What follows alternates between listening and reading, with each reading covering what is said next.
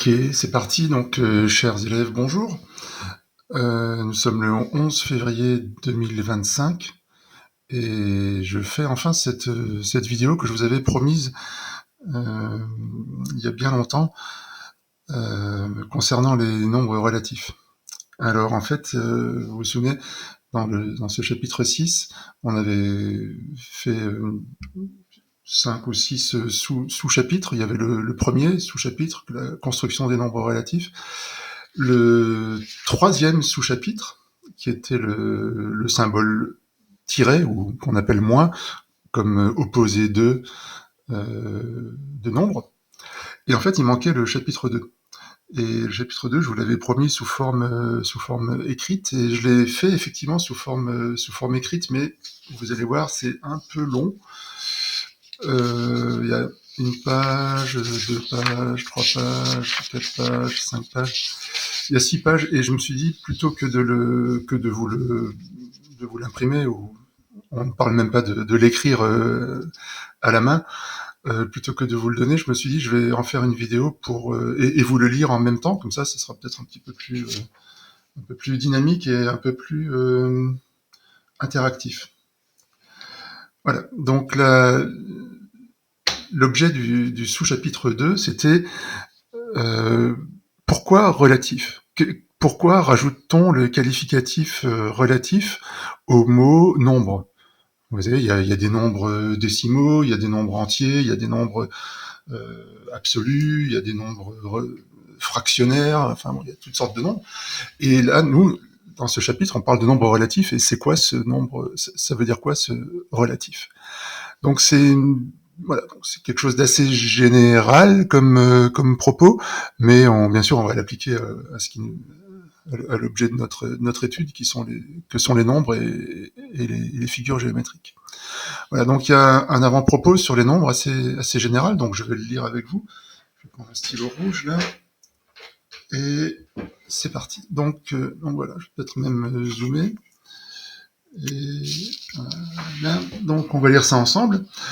Donc voilà, donc de manière très générale, au début de l'humanité, les nombres sont entiers, donc vous les connaissez très bien, 1, 2, 3, 4, 5, 6, 7, 8, 9, 10, etc.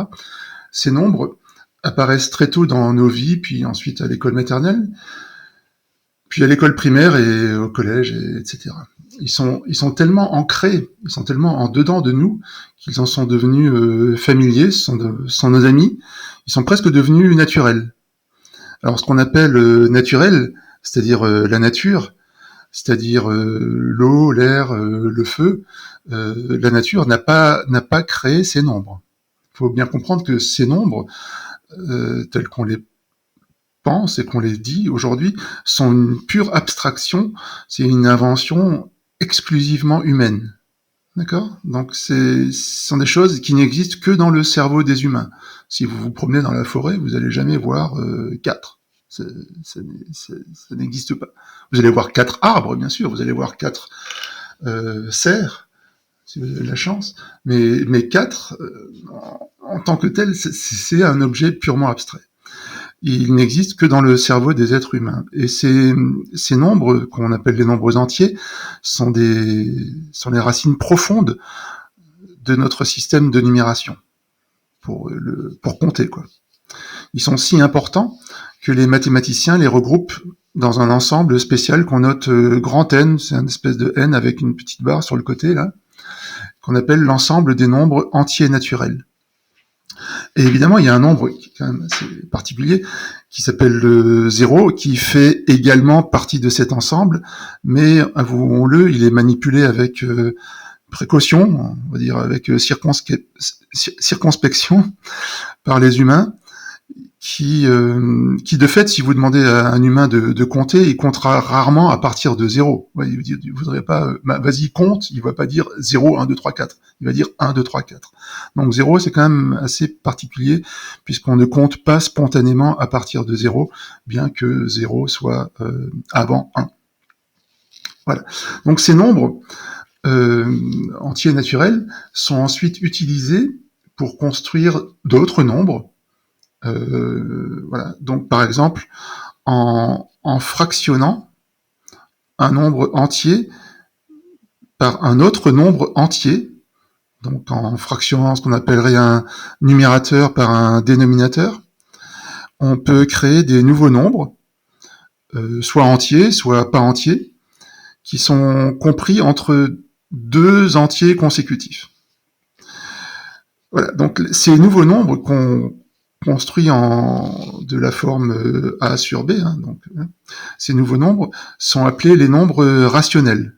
Rationnel, ça vient du latin ratio, qui signifie ordre de grandeur, qui signifie fraction ou quotient ou division. Et tous ces nombres qu'on appelle les nombres rationnels, ils sont regroupés dans l'ensemble qu'on appelle Q, donc c'est Q avec une barre un peu sur le côté, comme le N avant, et qu'on appelle l'ensemble des nombres rationnels. Donc en fait, ce sont toutes les fractions qui sont dans l'ensemble Q. Donc vous voyez, il y a deux ensembles de nombres, deux grands ensembles de nombres, il y en a plus, mais on est en 5e, on commence quand même doucement. Il y a deux ensembles de nombres, il y a l'ensemble des entiers naturels, nombres entiers, et l'ensemble des nombres rationnels qui sont les fractions. Voilà. Alors, les nombres entiers naturels, seuls ou à deux, quand on fait des fractions, ça sert à produire la représentation orale et écrite, scripturale, de ce que nous voulons dénombrer, ordonner, mesurer dans nos vies. Donc quand on veut compter, on utilise des nombres naturels. Quand on veut compter des parts de tarte, on utilise des nombres rationnels. Voilà. Et de la maternelle au collège, nous apprenons 3 représentations importantes des nombres. Donc il y a la représentation sous forme d'écriture littérale, qu'on appelle 1, 2, 3, etc. Voilà. Ça. Il y a l'écriture décimale, donc 1, 2, 3, etc. Et il y a l'écriture fractionnaire. Alors oui, l'écriture décimale, on peut mettre ou ne pas mettre une virgule, donc on aurait par exemple 5,5 aussi, c'est une écriture décimale. Et on a l'écriture fractionnaire, où on n'utilise pas de virgule, on utilise par exemple pour 5,5, on utiliserait 11 demi par exemple. Et pour 3, on écrirait 6 sur 2 par exemple, ou 3 sur 1. Voilà, donc les grandes écritures des nombres, c'est un paragraphe assez généraliste. Voilà. Donc maintenant, on va en venir à ce qu'on appelle nos fameux nombres relatifs. Et pourquoi ? Donc venons-en maintenant à ce nouvel adjectif relatif qui qualifie le mot nombre. Donc un nombre d'accord, mais pourquoi parler de nombre relatif ? Quelle est la différence entre un nombre entier naturel et un nombre entier relatif ? Et finalement, vous savez, en français, on oppose relatif à absolu. Ça vous dit peut-être quelque chose. Et par conséquent, s'il existe des nombres relatifs, alors est-ce qu'il existe des nombres non relatifs, c'est-à-dire absolus ? C'est des questions qu'on peut se poser. Voilà, donc on va regarder ça avec 2 exemples. C'est simple, donc le premier, voilà, c'est celui-ci. Donc quand on dit « j'ai 5 pommes », c'est vouloir dire à l'autre, vouloir le faire comprendre que j'ai 5 pommes de plus que lorsque j'en avais aucune. Donc j'en ai 5 de plus par rapport à 0. Donc 0, c'est l'origine de la demi-droite graduée qui mesure ma richesse en nombre de pommes. Et 5 pommes, c'est 5 relativement à l'origine de cette demi-droite graduée. Vous avez donc 0, 1, 2, 3, 4 et 5. Et 6. Voilà. Donc les 5 pommes, c'est une mesure relative. C'est 5 relativement à 0. Et les mathématiciens institutionnalisent ou consacrent cette manière de penser, ce nombre 5, en le disant, en le qualifiant, ils disent 5, c'est un nombre relatif. Okay. On est bien d'accord. 5, c'est un nombre entier, naturel, Voilà. Mais quand on compte les choses et qu'on dit mais c'est 5 par rapport à quoi, on veut dire c'est 5 par rapport à 0. Donc quand on utilise le par rapport à, on est rentré dans une notion de relativité. Donc on est dans quelque chose de relatif. Un autre exemple, lorsqu'on dit le segment AB mesure 5 cm, donc ça signifie que si on pose le 0 de la règle en plastique sur le point A, le point B, il est éloigné du point A d'une distance qui vaut 5 cm. Voilà.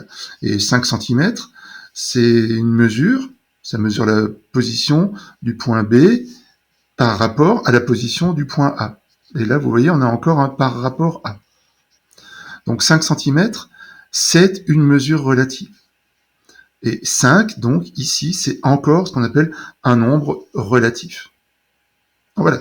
Donc, on ne s'y trompe pas, comme je disais, 5, ça reste bien un nombre entier naturel, élément de grand N, mais il est en même temps, on le voit dans les deux exemples, il est en même temps dans grand N et dans l'ensemble des nombres entiers relatifs. On verra que cet ensemble de nombres entiers relatifs porte aussi un nom particulier. Voilà. Donc, en définitive, tous les nombres qui ne sont pas nuls sont relatifs, puisqu'ils incarnent, ils ont en eux la notion de leur propre distance par rapport à un autre nombre qui est 0. Donc, en fait, si tous les nombres non nuls sont relatifs, il y aura à la fin qu'un seul nombre qui puisse questionner son caractère relatif ou absolu, et c'est 0.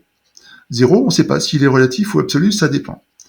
En tout cas, avec la demi-droite graduée, quand on a une demi-droite graduée comme on l'avait ici, la réponse est claire.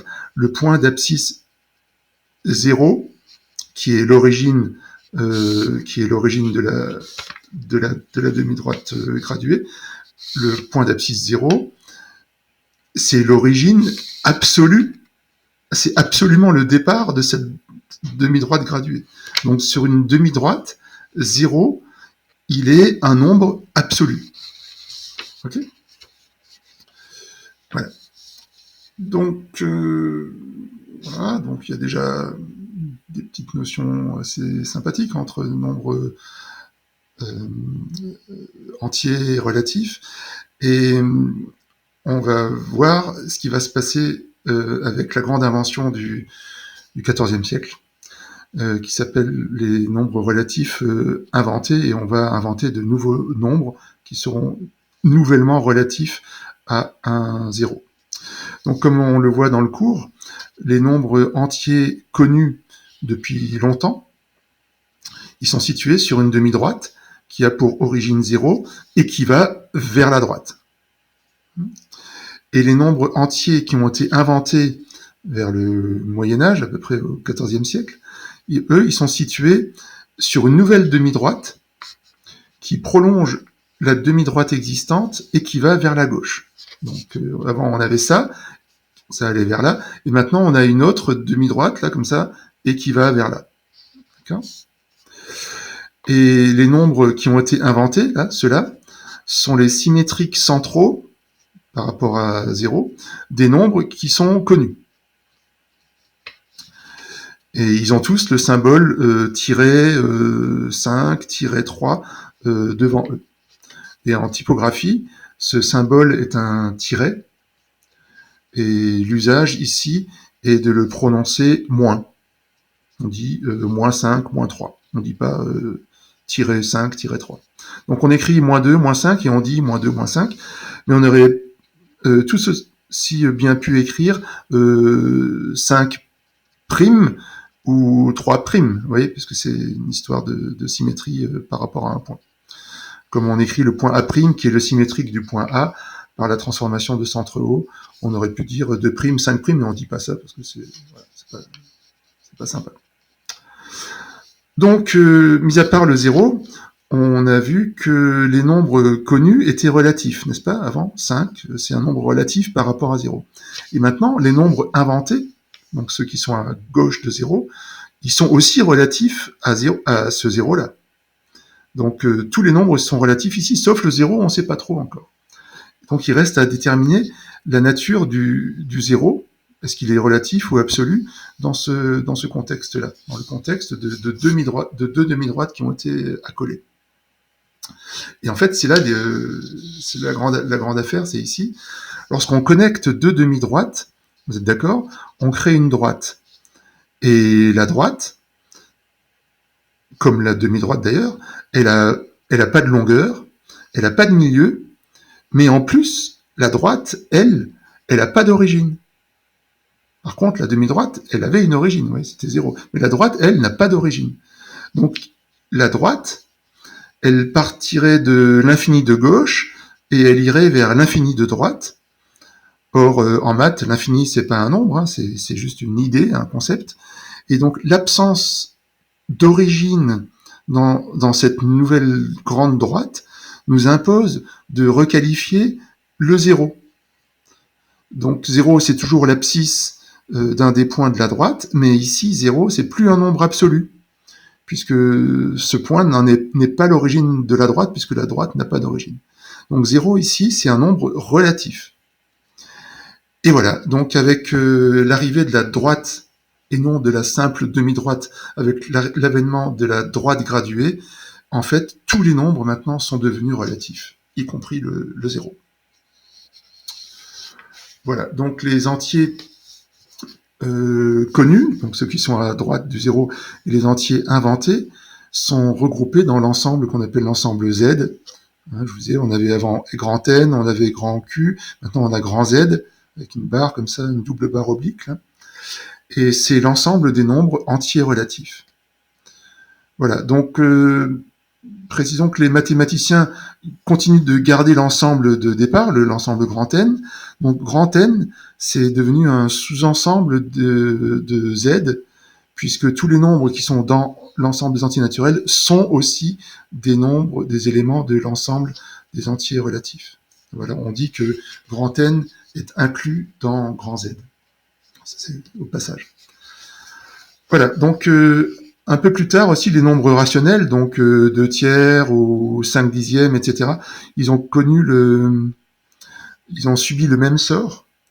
C'est-à-dire, moins 2 tiers a été inventé, moins 5 dixièmes a été inventé, mais les nombres rationnels qui ont été inventés on les a mis dans un ensemble qui portait le même nom que l'ensemble des nombres rationnels qui étaient déjà existants. Donc ça, c'était déjà dans l'ensemble grand Q, et ça va aussi dans l'ensemble grand Q. On ne crée pas un autre nom d'ensemble pour ces nouveaux nombres-là. Voilà. Donc là, il faut bien voir un peu ce qui s'est passé dans l'histoire.